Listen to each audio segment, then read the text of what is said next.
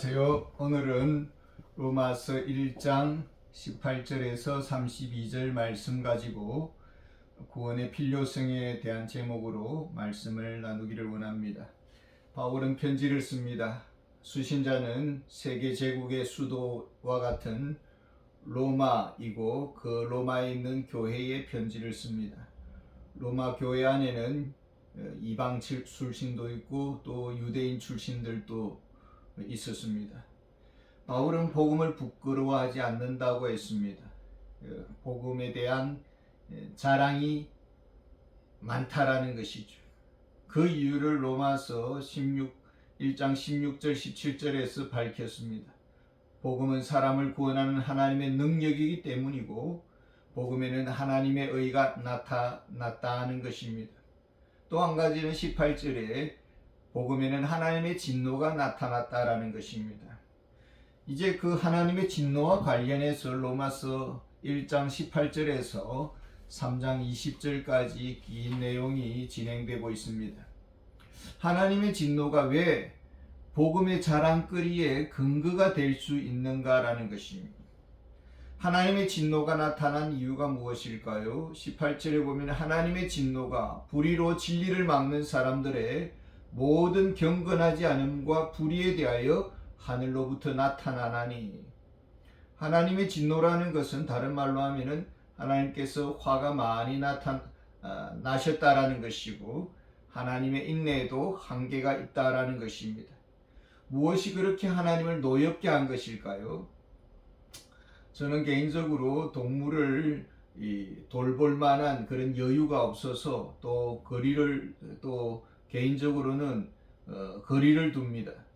예전에 TV 프로를 보니까 이런 장면이 있었습니다. 어느 여성이 한 새끼 호랑이를 키웠습니다. 이 새끼들은 다 너무나도 사랑스럽고 귀엽죠. 그런데 이것들이 장성하게 되면은 변하게 됩니다. 목소리도 변하고 눈빛도 변하고 상당히 공격적이 되고, 그러다 보면 친밀하다 보면은 방심하게 됩니다. 그러다가 어느 순간에 호랑이가 그 자기를 키워준 여주인을 잡아먹는 그런 내용이었습니다. 영화 촬영 중에도 곰과 어떤 씬을 찍을 때는 곰이 순식간에 그 옆에 있는 사람의 목을 물어가지고 죽이는 그런 사고가 일어나는 것도 본 적이 있습니다. 동물 중에는 충성된 그런 동물도 있지만은 때로는 뱀이나 이런 고양이 같은 경우는 주인을 잘 알지 못한다라는 것입니다. 아무리 먹여주고 키워줘도 수틀리면은 공격적으로 바뀌는 것이죠. 피조물이 자신의 창조주를 몰라본다라는 것입니다. 하나님을 향해서 당신이 누구냐라고 이렇게 반문을 하는 것입니다. 만물이 하나님의 손길로 창조되었습니다. 햇빛과 비를 주셨습니다. 오곡백과가 물어있는 그런 잘 먹고 살게 해주셨습니다. 최근에 황저우 아시안 게임이 진행 중에 있습니다. 선수 대표단들이 제사 지내는 모습을 보았습니다. 하나님이 주신 이 재능, 또 그걸로 국가대표 선수까지 되었는데 우리나라 선수들이 대체로 참 기량이 좋구나라는 것을 많이 느꼈고 금메달이 많이 쏟아져 나왔습니다. 이 모든 것 속에는 하나님이 주신 재능이고 또 국가가 축복을 받아서 부강한 가운데서 이렇게 선수들이 훈련을 잘 받았다고 볼 수가 있습니다. 그런데 귀신에게 도와달라고 제사를 드린다라는 것이 참 눈살을 찌푸리게 했습니다. 하나님께 영광을 돌리지 아니하는 그런 어리석은 인생들의 모습입니다. 사람이 하나님을 떠날 때에 나타나는 정상이 있습니다. 하나님께 영광을 돌리지 못할 때에 나타나는 죄악의 열매가 무엇일까요? 이스라엘 백성들이 애굽의 노예 생활을 430년 동안 했습니다. 하나님께서 모세를 보내주시고 노예 생활을 끝내게 하셨습니다. 10가지 재앙을 통해서 애굽이 망하게 되고 구름 기둥 불 기둥으로 그 사막길을 나옵니다.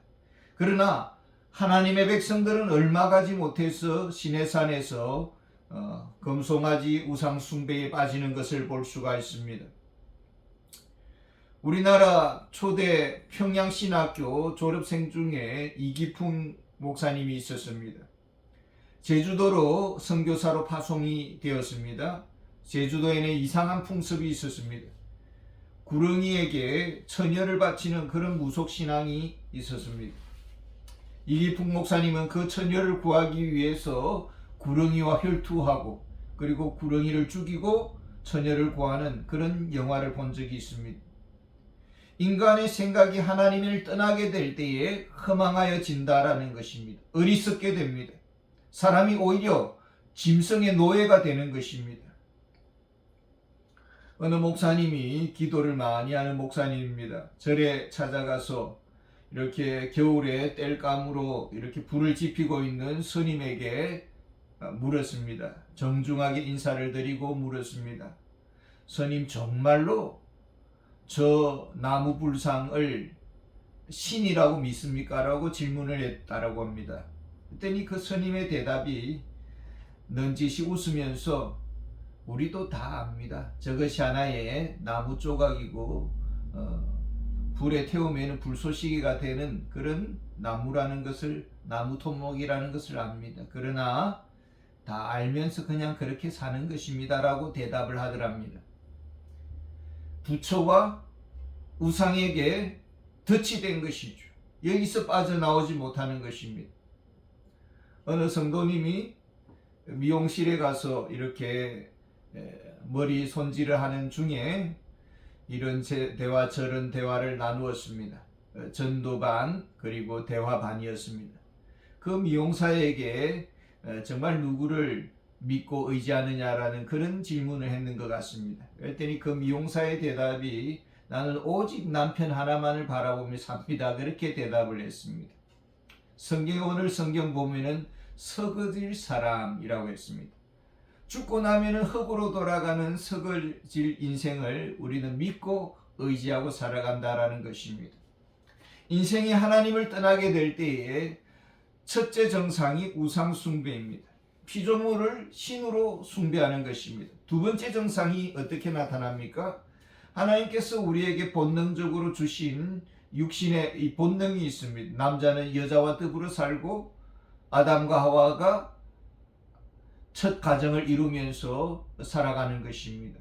그런데 오늘 이 시대에 보면은 오늘 이 시대뿐만이 아니겠죠. 하나님을 떠난 인상들의 모습이 동성애, 레즈비언들이 많습니다. 제가 최근 근처에 있는 대학 카페에서 이래 공부 중이었는데 분명 모습은 남학생인데 그 행동이 여학생처럼 행동하는 모습을 보았습니다. 참 눈이 참 불편했습니다. 조선시대 세종대왕의 그 아들 중에 문종이라는 세자가 있었습니다. 근데 그 며느리가 레즈비언입니다. 그래서 더 이상 왕비의 자리를 지키지 못하고 쫓겨나는 그런 신세가 된 것이죠. 인간이 하나님을 떠나게 될 때에 우상 숭배의 죄에 빠지게 되고 나아가는 수는 인간이 자신의 몸에게 죄를 범하는 것입니다. 하나님의 성전이 몸을 욕정으로 채우려고 하고 그 결과 인류에게는 에이즈라는 재앙이 찾아온 것입니다. 나아가서 이웃에 대해서는 적대적입니다. 하나님을 대적하고 자기 자신과 분리되고 비정상적인 상태에서 성생활을 하게 되고 또 이웃에 대해서는 적대적인 모습으로 살아가는 것입니다. 뉴스에 보면은 아들이 아버지를 폭행하고 아버지는 무서워서 도망다니고 집에 들어오지도 못하는 이런 어처구니 없는 이야기들이 오늘날 현실이 되었습니다. 장례식에 가보면 재산 문제로 고성이 오고 가는 것을 볼 수가 있습니다. 너무나 자기 중심적이고 남이 잘 되는 것은 꼴을 보지를 못하고 범사에 신경질적이고 욕설이 일상이 되고 감사가 없고 난폭하고 폭력적이고 냉정함이 우리 사회 문화의 저변에 흐르고 있습니다. 이 무정함이라는 것은 너는 너고 나는 나라는 태도지죠. 너의 문제는 너의 선택의 결과이고 너의 선택이니까 너가 책임을 져야 된다라는 것입니다. 그러니까 나와는 상관이 없다라는 것이죠. 로마서 1장 28절을 보면 또한 그들이 마음에 하나님 두기를 싫어하며 하나님께서 그들을 그 상실한 마음대로 내버려 두사 합당하지 못한 일을 하게 하셨으니, 하나님이 내버려 두셨다라고 말을 합니다. 경상도 말로 하면은 네 마음대로 해라는 것이죠. 너가 살든지 죽든지 너가 알아서 하라는 것입니다. 모든 책임은 너에게 있다. 너의 책임이니 너가 심판을 받을 것이다. 이것이 하나님의 진노입니다. 그런데 사도 바울은 하나님의 진노가 나타난 것에 대해서 복음이 자랑스럽다라고 말을 하고 있습니다. 복음을 부끄럽게 여기지 않는 이유가 하나님의 진노 때문이라는 것입니다. 무엇을 말하는 것입니까? 하나님의 진노를 심각하게 인식하는 죄인, 하나님의 심판 앞에서 정말 어떤 처벌을 받아도 나는 마땅한 죄인이다, 이 사실을 깨닫도록 하기 위해서 지금 자세하게 인류의 죄를 나열하고 있습니다.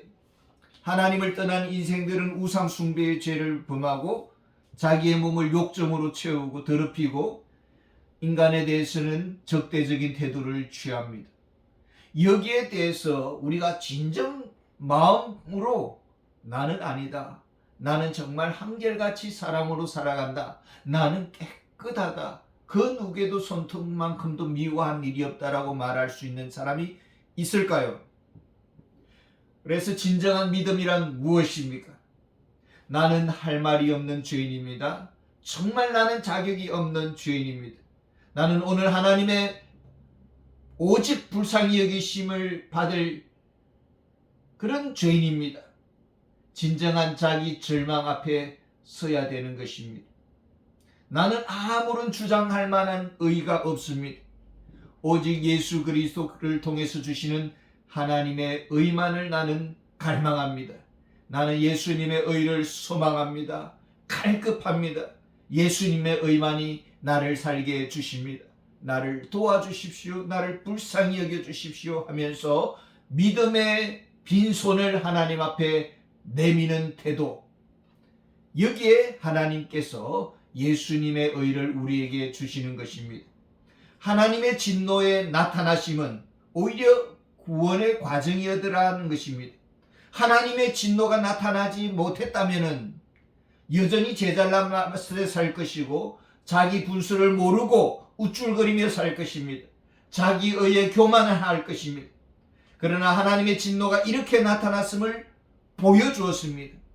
그 진노 앞에 선 죄인된 우리 자신, 십자가를 향해서 목마른 사슴처럼 예수님의 의를 갈망할 뿐입니다. 나는 주님의 은혜 없이는 살 수가 없습니다. 오직 예수님의 십자가의 의만을 구합니다.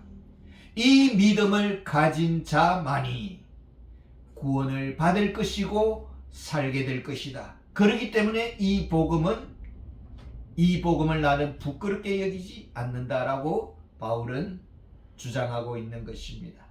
감사합니다.